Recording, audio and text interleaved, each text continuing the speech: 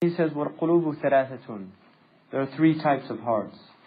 أَوَّلُهَا قَلْبٌ فِي حَيَاتِهِ صَحِيحٌ. A heart whose life is sound.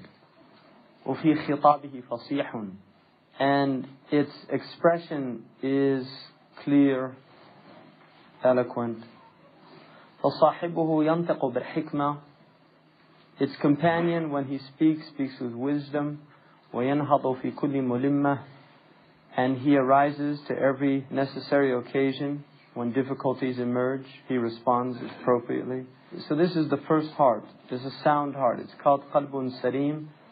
Hayatuhu sahih. It's sahih in its life. In its expression, it's pure and sound. Because the tongue is qalb al-mar'i tahta lisanihi. Like Imam Ali radiallahu anhu said, a man's heart lies hidden under his tongue. And so the tongue is tarjuman al-qalb. It's the translator of the heart. Man ahabba shay'an akthara min dhikrihi. Somebody loves something, you'll hear him mentioning it a lot. If somebody has wealth, money in his heart, you'll hear him talk about money all the time. If he has lust in his heart, you'll hear him talk about those type matters all the time. If he has Allah subhanahu wa ta'ala and love of Allah in his heart, that's what he's going to talk about. If he has the love of the Messenger of Allah sallallahu alaihi wasallam, that's what he's going to talk about. If his heart is filled with anger and rage, then he's going to express it on his tongue. That's what he's telling us. So a person whose heart is sound, you'll see that their expression is sound as well. And they respond appropriately, because a heart that's alive when it sees people in tribulation, it responds with commiseration and desire to help them. Then he says, الثاني, the second is قلب لا حياة فيه, a heart in which there is no life. فهو لا يقبل التذكير ولا تنبيه. It neither accepts admonition or a reminder, nor does it accept anybody calling it to attention. فضلا عن اتباعه الحق. And far from it to follow the truth. If it's not doing this, it certainly won't be following the truth. أو تأدبه مع الخلق, or that it should have any courtesy, consideration for Allah's creation. So that's the second heart, is a dead heart. So the first heart is a heart whose life is sound. The second is a heart who has no life. الثالث قلب اعترته في حياته أمراض. It is afflicted with sicknesses. وصحبته في أحواله اعتراضات وأعراض. And in its various conditions and circumstances, it's accompanied by objections and symptoms.